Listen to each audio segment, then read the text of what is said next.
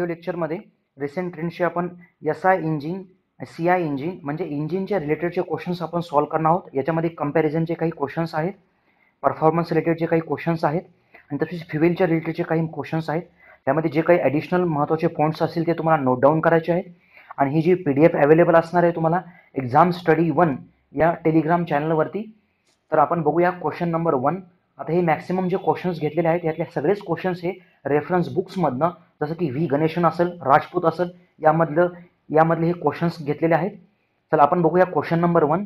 Petrol which is commercially available in India for Indian passenger cars has octane number in the range of option 40 to 50, 60 to 70, 80 to 85, 95 to 100. याचा correct answer आहे C, 80 to 85. आता octane rating आणि cetane rating अशा दोन टाईपच्या ratings असतात, cetane rating आणि octane rating. आपण बघतो की पेट्रोलमध्ये हाय ऑक्टेन रेटिंगचे फ्युएल आपण यूज करतो आणि डिझेल इंजिनमध्ये लो ऑक्टेन रेटिंगचे फ्युएल म्हणजेच त्याला आपण हाय सीटेन, मीडियम सीटेन रेटिंगचे फ्युएल आपण याच्यामध्ये यूज करत असतो. आता याचा आन्सर असतं बघा 45 to 50. 50च्या रेंजचे सीटेन रेटिंगचे फ्युएल आपण डिझेल इंजिनमध्ये यूज करतो. आता हा नंबर चेंज झालेला आहे, 45पासून ह्याला अपग्रेड करून 50-51 पर्यंत आपण ह्याला वापरतो. आणि आता ऑक्टेन रेटिंग विषयी आपण डिस्कस करूया. जर एखाद्या फ्युएलची जर ऑक्टेन रेटिंग जर 80 असेल तर ह्याचा मिनिंग काय असतो एक्झॅक्टली, तर याच्यामध्ये ऑक्टेन रेटिंग ही कशावरती ठरते, तर ऑक्टेन रेटिंग ही आयसो ऑक्टेन आणि नॉर्मल हेप्टेन यांचं मिक्सचर असतं हे ऑक्टेन. नॉर्मल हेप्टेन यांचं मिक्सचर असतं हे ऑक्टेन रेटिंग. आता याच्यामध्ये 80 ऑक्टेन रेटिंग आहे म्हणजे काय, त्याच्यामध्ये आयसो ऑक्टेनचं पर्सेंटेज आहे 80% आणि त्याच्यामध्ये उरलेलं पर्सेंटेज जे असणार आहे ते असणार आहे नॉर्मल हेप्टेनचं 20%. आता नॉकिंग टेंडन्सी किंवा डिटोनेशन टेंडन्सी ही एसआय इंजिनमध्ये आपल्याला रिड्यूस करण्यासाठी, कमी करण्यासाठी आपण या टाईपची फ्युएल प्रिफर करतो. आपल्याला माहिती आहे की पेट्रोल पंपावरती स्पीड फ्युएल्स असतात. तर ह्या स्पीड फ्युएलमध्ये असतं काय एक्झॅक्टली, तर यांच्यामध्ये ऑक्टेनचं पर्सेंटेज जास्त असतं. कारण आपल्याला आणि ह्या टाईपचे फ्युएल्स आपण कुठे प्रिफर करतो, जनरली हाय स्पीड कार्समध्ये, कारण यांचा कम्प्रेशन रेशो जास्त असतो. जसाही कम्प्रेशन रेशो जास्त असतो त्याच्यामध्ये नॉकिंगची टेंडन्सी जास्त असते आणि ही कमी करण्यासाठी आपण हाय रेटिंग किंवा हाय ऑक्टेन रेटिंगचे फ्युएल प्रिफर करत असतो, यूज करत असतो. आता ऑक्टेन रेटिंगमुळं आपल्याला एसआय इंजिनमध्ये नॉकिंग किंवा डिटोनेशन ही टेंडन्सी कमी दिसून येते. याचं रिझन असं आहे की ऑक्टेन आपण आता एक्झाम्पल एखाद्या फ्युएलचं रेटिंग जर 100 ऑक्टेन रेटिंग असेल तर ह्याचा मिनिंग असा होतो की त्याच्यामध्ये 100% ऑक्टेन आहे आणि 0% मध्ये नॉर्मल हेप्टेन आहे. आयसो ऑक्टेन विषयी जर बोलायचं झालं तर याचा केमिकल फॉर्म्युला आहे C8H18 आणि नॉर्मल हेप्टेनचा केमिकल फॉर्म्युला आहे C7H16. आता नुसतं जर ऑक्टेन विषयी जर बोलायचं झालं आयसो ऑक्टेन विषयी, तर आयसो ऑक्टेन हे हायली अँटी नॉकिंग फ्युएल आहे आणि ह्याच्यामध्ये नॉर्मल हेप्टेन हे पुअर अँटी नॉकिंग फ्युएल आहे. म्हणजे आपण ह्या दोघांच्या मिक्सचर का करतो, कारण आपल्याला हायली अँटी नॉकिंग फ्युएल सुद्धा नकोय आणि पुअर अँटी नॉकिंग फ्युएल सुद्धा नकोय, म्हणून आपण त्या फ्युएलची ऑक्टेन रेटिंग कॉम्प्रोमाइज करून आपण त्याला एका नॉर्मल रेंजमध्ये ठेवतो, 80 to 85% मध्ये आपण त्याला ठेवत असतो. चला आपण यामध्ये क्वेश्चन नंबर 2 बघतोय. Question number 2, the intake charge in a diesel engine consists of air alone, air and lubricating oil, air and fuel, air, fuel and lubricating oil. तर याचं करेक्ट आन्सर असणार आहे एअर अलोन. आपल्याला माहिती आहे question सोपा आहे. डिझेल इंजिनमध्ये इनटेकच्या वेळेस काय वापरतो आपण, आता डिझेल इंजिन आपण ओळखतो कसे माहिती आहे आपल्याला. डिझेल इंजिनमध्ये इथं इनलेट वॉल असणार आहे, इथं एक्झॉस्ट वॉल असणार आहे आणि त्याच्यामध्ये आपण इथं बघतो की हे जे मध्ये मी वापरलंय एक्झाम्पल, हे कंबशन चेंबर असणार आहे, आतमधलं हे पिस्टन असणार आहे आणि ह्याच्यामध्ये बरेचसे ह्याचे कंपोनंट्स. त्याच्यामध्ये हे जे मध्ये वापरलंय मी दोन इनलेट आणि एक्झॉस्ट वॉलच्या मध्ये मी इथं वापरलंय फ्युएल इंजेक्टर. फ्युएल इंजेक्ट करण्यासाठी आपण फ्युएल इंजेक्टर वापरतो आणि याला कनेक्ट केलेलं असतं ह्या फ्युएल पंप. आता फ्युएल पंपचं काम काय असतं की फ्युएल टँकमधनं फ्युएलला इनपुट करणं आणि फ्युएल पंपच्या मदतीने आपण त्या डिझेलचं प्रेशर वाढवतो आणि त्याला आपण इंजेक्ट करतो, इथं ॲटोमाइज करत असतो. आणि याच्यामध्ये ह्याच्या सक्शन स्ट्रोकमध्ये फक्त आपण आतल्या साईडला एअरला इनटेक करत असतो आणि नंतर आपण त्याला कम्प्रेशन स्ट्रोकमध्ये त्याला कम्प्रेस करतो आणि हाय टेम्परेचरला रीच केल्यानंतर आपण फ्युएल इंजेक्टरच्या मदतीने आपण फ्युएल ॲटोमाइज करून आतमध्ये फेकतो, जेणेकरून ह्याचं कंबशन होऊन येतं. आता ह्याच्यामध्ये एक एक इग्निशन लॅग नावाचा हा फिनॉमेना असतो. तो इग्निशन लॅग काय असतो? इग्निशन लॅग, त्याला आपण म्हणतो लॅग. Lag means lagging. आता इग्निशन लॅग काय असतो हा फंडा? ज्या वेळेस आपण फ्युएल इंजेक्टरच्या मदतीने फ्युएल इंजेक्ट करतो त्याच वेळेस आयडियली त्याच वेळेस कंबशनला सुरुवात व्हायला पाहिजे. बट ज्या वेळेस आपण फ्युएल इंजेक्ट करतो त्याच वेळेस कंबशनला सुरुवात न होता थोड्याशा वेळानंतर कंबशनला सुरुवात व्हायला लागते, म्हणजे कंबशनला सुरुवात होते. मग तो जो टाइम गॅप असतो त्याला आपण म्हणतो इग्निशन लॅग. इग्निशन लॅग म्हणजे काय? ज्या वेळेस आपण फ्युएल इंजेक्टरच्या मदतीने इंजेक्ट करतो त्याच वेळेस फ्युएल हे बर्न न होता थोड्या वेळाने फ्युएल हे बर्न होतं. हा जो टाइम गॅप असतो त्याला आपण इग्निशन लॅग म्हणतो. आणि हेच कारण असतं की नॉकिंग आणि डिटोनेशनचं CI इंजिन्समध्ये. तसे बाकीचेही आहेत पण आपण हे प्रामुख्याने हे डिस्कस करतो. नंतर क्वेश्चन नंबर 3 बघतोय आपण. The engines of different cylinder dimensions, power, speed can be compared on the basis of maximum pressure, fuel consumption, mean effective pressure and unit power. याचं करेक्ट आन्सर असणार आहे मीन इफेक्टिव्ह प्रेशर.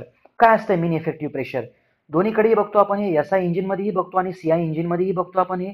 इनलेट वॉल्व आहेत, example इथं spark plug असेल किंवा fuel injector असेल. आपण कुठलंही एक एक्झाम्पल कन्सिडर करूया. एक्झाम्पल मी कन्सिडर करतो SI इंजिनचं, म्हणजे इथं आहे स्पार्क प्लग स्पार्किंग पर्पजसाठी. चला आपण याच्यामध्ये बघतो की ज्याही वेळेस इथं कंबशन होतं एअरचं आणि फ्युएलचं, हे एअरचं आणि फ्युएलचं कंबशन झाल्यानंतर हे कंबस्टिबल गॅसेस ह्या पिस्टनच्या ह्या डोक्यावरती, पिस्टनच्या हेडवरती हे गॅसेस कमी अधिक प्रमाणामध्ये फोर्सेस एक्झर्ट करतात. कमी अधिक प्रमाणामध्ये म्हणजे युनिफॉर्म फोर्सेस नसतात. मग युनिफॉर्म फोर्सेस नसतात मग आपण यांचा ॲव्हरेज होतो सगळ्यांचं. एक्झाम्पल इथं जास्त फोर्स आहे मध्ये, साईडला कमी फोर्स आहे, या टाईपमध्ये सगळ्यांचे ॲव्हरेज घेतो आणि ह्याच फोर्सला आपण म्हणतो प्रेशर फोर्स. कारण प्रेशर म्हणजे काय असते? Force acting per unit area. आणि हा जो फोर्स असतो ह्या गॅसेसमुळं सगळ्या पॉईंटवरती हा युनिफॉर्म नसतो, म्हणून आपण त्याला म्हणतो की मीन इफेक्टिव्ह प्रेशर. मीन प्रेशर म्हणत असतो आपण याला. आणि हा खूप महत्त्वाचा पॅरामीटर आहे इंजिनच्या कंपॅरिझनमध्ये. जर आपल्याला याच्याविषयी जर बोलायचं झालं तर आपण बोलूया याच्यामध्ये की इंजिनचे ह्या कंबशन चेंबरच्या साईजनुसार वेगवेगळे टाईप्स असतात आणि ते असतात बोर टू स्ट्रोक रेशोनुसार. हा एक महत्त्वाचा पॉईंट आहे, लिहून घ्यायचा आहे. बोर टू स्ट्रोक रेशोनुसार इंजिनचे वेगवेगळे टाईप्स असतात. म्हणजे कंबशन इंजिनचे बघूया आपण कसे टाईप्स असतात. आता काही इंजिन्समध्ये हा जो बोर असतो, बोर म्हणजे आपण त्याला इंटरनल डायमीटर कन्सिडर करतो आणि स्ट्रोक म्हणल्यानंतर आपल्याला माहिती आहे TDC आणि BDC यांच्यामधलं हे डिस्टन्स असतं. एक्झाम्पल हे L आहे, हे D आहे, म्हणजे हे बोर D/L यानुसार काही इंजिनचे टाईप आहेत. जर D इक्वल्स टू जर L असेल तर त्याला आपण स्क्वेअर इंजिन म्हणतो.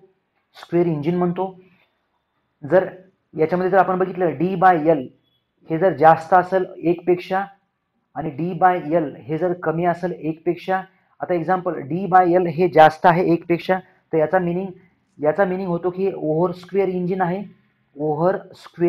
आहे. आणि हे जर कमी असेल तर ते असतं अंडर स्क्वेअर इंजिन असतं. बघा, अंडर स्क्वेअर इंजिन असतं. हे का सांगतोय मी बघा, ओव्हर स्क्वेअर इंजिन आणि अंडर स्क्वेअर इंजिन याविषयी बोलूया आपण. आता आपण माहिती की काही आपण बघतो की जर दोन गाड्या जर आपण कम्पेअर केल्या, एक्झाम्पल एखादी सुपर कार कन्सिडर केली आपण आणि एखादी जर ट्रक जर कम्पेअर केली आपण, तर सुपर कारचा CC आणि ट्रकचा CC हा सारखा असतो. एक्झाम्पल असं एक एक्झाम्पल आपण कन्सिडर करूया. बट आपल्याला माहिती आहे की यांचं HP जे हॉर्स पॉवर असतं सुपर कारचं वेगळं असतं आणि या ट्रकचं जे हॉर्स पॉवर असतं हे वेगळं असतं. आता वेगळं असतं म्हणजे कसं? एक्झाम्पल सुपर कारचं मी घेतो 740 हॉर्स पॉवर आणि इकडं मी ट्रकचं हॉर्स पॉवर घेतो एक्झाम्पल 120 हॉर्स पॉवर घेतो. का बरं असं झालं? दोघांचा तर CC सेमच आहे. CC म्हणजे काय असतो? CC म्हणजे हा आतमधला पोर्शन आहे, त्याचं हे सॉफ्ट व्हॉल्यूम असतं. मग दोघांचंही सारखंच आहे. फक्त जर आपण बघितलं तर ओव्हर स्क्वेअर इंजिन दिसायला कसं दिसेल? ओव्हर स्क्वेअर इंजिन त्याच्यामध्ये आपल्याला दिसेल हे असं दिसेल की त्याच्यामध्ये स्ट्रोक कमी असणार आहे आणि हा डायमीटर जास्त असणार आहे. असं दिसतं ओव्हर स्क्वेअर इंजिन. आणि अंडर स्क्वेअर इंजिन कसं दिसेल आपल्याला? तर या टाईपमध्ये अंडर स्क्वेअर इंजिन दिसेल आपल्याला की त्याच्यामध्ये हा स्ट्रोक जास्त असतो आणि हा त्याचा बोर म्हणजे हे इंजिनचं आतमधले डायमीटर हा बोर हे कमी असणार आहे आणि हे इंजिनची लेंथ म्हणजे स्ट्रोक जास्त असणार आहे. हे दिसायला असं दिसतील. त्यांचा CC सेम आहे बट यांच्यामधनं जी पॉवर आउटपुट भेटणार आहे ती वेगवेगळी भेटणार आहे. त्याचं रिझन काय आहे बरं एक्झॅक्टली? तर आपण जर बघितलं तर हे अंडर स्क्वेअर आणि ओव्हर स्क्वेअरमध्ये, आता ह्या ओव्हर स्क्वेअरमध्ये आपण बघतोय की कमी वेळेमध्ये हे स्ट्रोक्स परफॉर्म करणार आहे म्हणून इथं पॉवर जास्त तयार होणार आहे, म्हणून ह्याचा HP जास्त असतो. ओव्हर स्क्वेअरचा HP जास्त असतो as compare to under square. कारण अंडर स्क्वेअरमध्ये TDC पासून BDCला पिस्टनला येण्यास वेळ लागणार आहे आणि याची हॉर्स पॉवर कमी असणार आहे. ह्याचे स्विफ्ट व्हॉल्यूम सेमच आहे, दोघांचा स्विफ्ट व्हॉल्यूम सेम आहे, म्हणून इथं हॉर्स पॉवर असते काय, हॉर्स पॉवर म्हणजे आपण म्हणतो पॉवर, पॉवरचं युनिट काय असतं, जूल पर सेकंद. आणि कुठल्या केसमध्ये स्ट्रोक्स जास्त होतील कमी वेळेमध्ये, तर ह्या ओव्हर स्क्वेअरमध्ये नंबर ऑफ स्ट्रोक जास्त होतील दिलेल्या वेळेमध्ये. म्हणून आपल्याला असं दिसून येतं की सुपर कारचा HP जास्त असतो आणि ट्रकचा HP हा कमी असतो. ही त्याचं रिझन असतं. चला नंतरचा क्वेश्चन आपण डिस्कस करूया. Question number 4. The disadvantages of the reciprocating IC engines are vibrations, the use of the fossil fuels, the balancing problems, all of the above. Reciprocating IC इंजिनचा याचं करेक्ट आन्सर असणार आहे D. Reciprocating IC इंजिनमध्ये vibrations असतात का? Yes, vibrations असतात. म्हणूनच तर आपण इथं फ्लायव्हील वापरतो क्रँकशाफ्टच्या मदतीने, कारण आपल्याला माहिती आहे की तिथं अनइव्हन टॉर्क असतो. टॉर्क पॉवर स्ट्रोकमध्ये आपल्याला जास्त भेटतो, तिथं जर्क तयार होतो आणि तो जर्क आणि एक्सेसिव्ह व्हायब्रेशन्स ॲब्सॉर्ब करण्यासाठी आपण इथं फ्लायव्हील वापरतो. 2 स्ट्रोक असू द्या, 4 स्ट्रोक असू द्या, मल्टी सिलेंडर इंजिन्स असू द्या, आपण फ्लायव्हील कंपल्सरी वापरतो. आणि ॲडिशनली त्याच्यामध्ये डिझाईनमध्ये सुद्धा चेंजेस करतो आपण.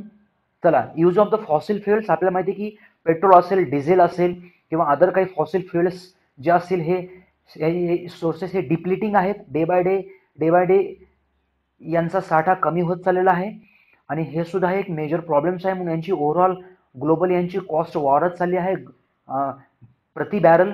आणि नंतर आपण बघतो की बॅलन्सिंग प्रॉब्लेम्स असतात का? यस, त्याच्यामध्ये 2 टाईपचे बॅलन्सिंग असतात, प्रायमरी अनबॅलन्सिंग फोर्सेस आणि सेकंडरी अनबॅलन्सिंग फोर्सेस. आपण म्हणतो की रोटेशनल आणि रेसिप्रोकेटिंग अनबॅलन्सिंग फोर्सेस असतात.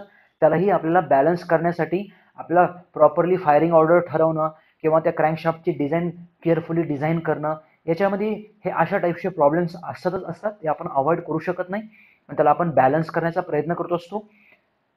चला नेक्स्ट क्वेश्चन आहे आपला गजन पिनच्या रिलेटेड. क्वेश्चन 5. गजन pin forms the link between piston and the big end of the connecting rod, piston and small end of the connecting rod and crank, big end and the small end. तर याचं connecting pin याचं correct answer असणार आहे piston and small end of the connecting rod. Question सोपा आहे एकदमच. यामध्ये आपण बघितो हे पिस्टन आहे. पिस्टनच्या आतल्या साईडला आपण बघतो की इथं असते ही गजन पिनलाच आणखी दुसरं ही रिस्ट पिन सुद्धा म्हणतो आणि पिस्टन पिन सुद्धा म्हणतो. ती कशी असते? अशी सिलेंड्रिकल असते, हॉलो असते या टाईपमध्ये ती पिन असते. आणि याच्यामध्ये इथं असतो हा कनेक्टिंग रॉडचा हा स्मॉल एंड आणि पिस्टन यांचं कनेक्शन किंवा यांचं पिव्होट याच्या मदतीने केलं जातं. त्याला आपण म्हणतो गजन पिन. चला नेक्स्ट क्वेश्चन आहे. An IC engine gives an output of 3 kilowatt when the input of 10,000 joule per second. The thermal efficiency of the engine is. तर याचं करेक्ट आन्सर खूप सोपा क्वेश्चन आहे, बघितल्या सांगता येईल. याचं करेक्ट आन्सर असतं बघा 30%. थर्मल एफिशियन्सी जर बघितली आपण तर थर्मल एफिशियन्सी काय असते? कुठलीही एफिशियन्सी म्हणलं तर असते आउटपुट अपॉन इनपुट आणि प्रत्येक एफिशियन्सी जी असते 1 पेक्षा कमी असते. आता थर्मल एफिशियन्सी म्हणजे याच्यामध्ये आपल्याला फ्युएलला बर्न केल्यानंतर आउटपुट काय भेटतंय? तर ते भेटते आपल्या इंडिकेटेड पॉवर. फ्युएलला बर्न केल्यानंतर फ्युएलला बर्न करणं म्हणजे त्याच्यामध्ये असते केमिकल एनर्जी. आता याच्यामध्ये इंडिकेटेड पॉवर म्हणण्यापेक्षा मी डायरेक्टली तुम्हाला घेतो. याच्यामध्ये आउटपुट किती आहे? 3 किलोवॅटचा आउटपुट आहे. 3 × 10⁻³ किलो वॅटमध्ये. आणि नंतर खाली किती आहे? 10,000 जूल पर सेकंड मध्ये हे वॅटमध्ये. 10⁻³ हे इथं आन्सर आलं 0.3. 100ने मल्टिप्लाय केलं तुम्हाला आन्सर येऊन जाईल 30%. बघितल्याच हे आन्सर समजून येईल आपल्याला. आता याच्यापेक्षाही महत्त्वाचे पॅरामीटर्स आपण इथं डिस्कस करूया. बघा, इंजिनला आपण कम्पेअर करण्यासाठी काही 3 महत्त्वाचे पॅरामीटर्स वापरत असतो आपण. त्यामध्ये पहिला एक महत्त्वाचा पॅरामीटर आहे पॉवर आउटपुट. वेगवेगळ्या टाईपच्या कुठल्या पॉवर्स असतात आपल्या ह्या IC इंजिनमध्ये, तर हे तुम्हाला नोट डाऊन करायचं आहे. खूप इम्पॉर्टंट पॉईंट मी डिस्कस करतोय. तर याच्यामध्ये पहिली पॉवर असते बघा इंडिकेटेड पॉवर, दुसरी पॉवर असते ब्रेक पॉवर आणि तिसरी पॉवर असते फ्रिक्शनल पॉवर. काय असते बरं एक्झॅक्टली इंडिकेटेड पॉवर काय असते? जर बघितलं, हे बघण्याच्या अगोदर एक्झाम्पल फ्युएलला बर्न केल्यानंतर त्यापासून काही केमिकल एनर्जी बाहेर फेकली जाणार आहे. इतकी एक्झाम्पल ती केमिकल एनर्जी आहे. बट इतकी सगळीच केमिकल एनर्जी आपल्याला आउटपुटमध्ये कन्वर्ट होते का? तर नाही. ही झाली आपल्या फ्युएलची केमिकल एनर्जी. केमिकल एनर्जी म्हणजे कशी भेटणार आपल्याला? हे the mass of the fuel burned into the calorific value. Calorific value काय असते? आपण एक्झाम्पल कॅलोरिफिक व्हॅल्यू म्हणजे काय की त्या फ्युएलला आपण बर्न केल्यानंतर किती एनर्जी आपल्याला बाहेर भेटते आपल्याला. पेट्रोल आणि डिझेल जर कम्पेअर केलं तर पेट्रोलची कॅलॉरिफिक व्हॅल्यू असते 14.8 आणि डिझेलची कॅलॉरिफिक व्हॅल्यू असते 14.5 मेगाजूल पर केजी या टाईपमध्ये, म्हणजे ती एनर्जी इव्हॉल्ड असते. आता एक्झाम्पल एका किलोग्राम फ्युएलला जर आपण बर्न केलं तर एक्झाम्पल आपल्याला इतकी एनर्जी बाहेर भेटते, आपल्याला एक्झाम्पल इतकी एनर्जी भेटली, इतकी केमिकल एनर्जी भेटली, बट ह्याचं सगळ्याच आउटपुटमध्ये कन्वर्जन होतं का, तर नाही. मग ही एनर्जी कुठली आहे, ह्याला आपण म्हणतो इंडिकेटेड पॉवर. ह्या दोघांमध्ये डिफरन्स का आला, कारण इथं बरेचसे हीट लॉसेस झाले, हीट एक्झॉस्ट गॅसेसच्या फॉर्ममध्ये बाहेर गेली किंवा केमिकल एनर्जीचं जसंही कन्वर्जन झालं, जसंही केमिकल एनर्जीपासून फ्युएल बर्न झालं, म्हणजे फ्युएल बर्न झालं, तर फ्युएल बर्न झाल्यानंतर बरीचशी हीट ही इंजिनच्या सिलेंडरला, पिस्टनच्या हेडला, वेगवेगळ्या वॉल्सला आणि एक्झॉस्ट गॅसेसच्या मदतीने बाहेर गेली ती. मग आपल्याला भेटली किती एक्झॅक्टली इंडिकेटेड पॉवर, आपल्याला जी पॉवर भेटते त्याला आपण इंडिकेटेड पॉवर म्हणतो. इंडिकेटेड पॉवर म्हणजे काय, एक्झॅक्टली पिस्टनवरती किती फोर्स अप्लाय होतोय, पिस्टनवरती कुठला फोर्स अप्लाय होतोय त्याला आपण म्हणतो इंडिकेटेड पॉवर. आता ही एवढी पॉवर तशाच तशी खाली ट्रान्समिट होते का क्रॅन्कशाफ्टला, तर नाही. तर इंडिकेटेड पॉवरचा आणखी आपल्याला इथं भेटून जाते बघा, ही कमीची जी छोटीशी पॉवर आहे त्याला आपण ब्रेक पॉवर म्हणतो. कशामुळे फरक आला ह्या दोघांमध्ये, ह्या दोघांमध्ये फरक आला फ्रिक्शनल पॉवरमुळे. जसंही पिस्टन खाली रेसिप्रोकेट होतं किंवा क्रँक जसंही रोटेट करतं, तर ह्या ज्या ठिकाणी हा मेटलचा कॉन्टॅक्ट येतो, सरफेसचा कॉन्टॅक्ट येतो, तिथं फ्रिक्शनच्या मदतीने, फ्रिक्शनमुळे काय होतं की लॉस होतो एनर्जीचा. म्हणजे सगळ्यात जास्त पॉवर कुठली आहे, सगळ्यात जास्त पॉवर आहे केमिकल एनर्जी. कंबशन इंजिनमध्ये जी बर्न झाली एनर्जी ती जास्त आहे. नंतर जास्तीची आहे इंडिकेटेड पॉवर आहे, नंतर आहे ब्रेक पॉवर आहे. सो या टाईपमध्ये पॉवर कन्वर्जन असतं. आता इंडिकेटेड पॉवर काय असतं एक्झॅक्टली, तर इंडिकेटेड पॉवर हे मीन इफेक्टिव्ह प्रेशरवरती डिपेंड असतं. तर त्याचा फॉर्म्युला काय आहे, PM/60 इंटू 1000 किलोवॅटमध्ये कन्वर्ट करण्यासाठी इंटू के म्हणजे नंबर ऑफ सिलेंडर्स. PM काय असते, मीन इफेक्टिव्ह प्रेशर. ए म्हणजे काय, क्रॉस सेक्शनल एरिया. एल म्हणजे काय, स्ट्रोक लेंथ. आणि एन ची व्हॅल्यू डिपेंड करते, जर 4 स्ट्रोक असेल तर N/2 आणि 2 स्ट्रोक असेल तर N असतं हे. सो या टाईपमध्ये ह्या वेगवेगळ्या पॉवर्स असतात. आपण जर आणखी पुढे बघितलं तर इंडिकेटेड पॉवर जास्त असते आणि नंतर ब्रेक पॉवर ही कमी असते. या दोघात डिफरन्स का आला, कारण इथं असते frictional power. Indicated power minus brake power यालाच आपण म्हणतो फ्रिक्शनल पॉवर. आणखी पुढचे काही पॅरामीटर्स आहेत, आपण ते डिस्कस करूया. ते बघण्याच्या अगोदर आपल्याला माहिती असलं पाहिजे ब्रेक पॉवर काय असते, तर 2πNT/60 इंटू 1000 किलोवॅटमध्ये कन्वर्ट करण्यासाठी टी म्हणजे काय, टॉर्क आहे. कुठला टॉर्क आहे, क्रँकशाफ्टचा टॉर्क आहे हा. सो या टाईपमध्ये. चला next question. In a four-stroke IC engine, the camshaft rotates at same speed as a crankshaft, twice the speed of the crankshaft, half the speed of the crankshaft, none of the above. याचा correct answer असणार आहे C, half the speed of the crankshaft. आता 4 stroke इंजिन्समध्ये क्रँकशाफ्टची जी speed असते, example क्रँकशाफ्टची जी स्पीड असते त्याच्या अर्ध्या स्पीडवरती आपला हा कॅमशाफ्ट रोटेट होत असतो. आणि आपण बघतो की 2 स्ट्रोकमध्ये जी क्रँकशाफ्टची जी स्पीड असते त्या स्पीडवरती हा कॅमशाफ्ट रोटेट करत असतो. कॅमशाफ्टमध्ये क्रँकशाफ्ट आणि कॅमशाफ्टची स्पीड सेम असते आणि याच्यामध्ये क्रँकशाफ्टची स्पीड जास्त आणि कॅमशाफ्टची स्पीड त्याच्या अर्धी असते. आपल्याला माहिती आहे की इथं असतो क्रँकशाफ्ट, तो कुठे कनेक्ट असतो माहिती आहे आपल्याला, पिस्टन सिलेंडर अरेंजमेंट, त्याच्यामध्ये हा इथं खाली क्रँक या टाईपमध्ये इथे क्रँक असणार आहे, क्रँकशाफ्ट असतो इथं, आणि क्रँकशाफ्टच्या मदतीनेच आपण कॅमशाफ्ट ऑपरेट करत असतो. याच्यामध्ये आपण एक तर गिअर वापरतो दोघांना कनेक्ट करण्यासाठी आणि मोस्ट ऑफ द केसेसमध्ये आपण चेन किंवा बेल्ट वापरतो. टायमिंग गिअर्स असतात, टायमिंग बेल्ट्स असतो. हा खूप महत्त्वाची आणि क्रिटिकल डिझाईन असते कॅमला ऑपरेट करण्याची. 2 रिव्होल्युशन्स झाल्यानंतर 4 स्ट्रोकमध्ये 2 रिव्होल्युशन्स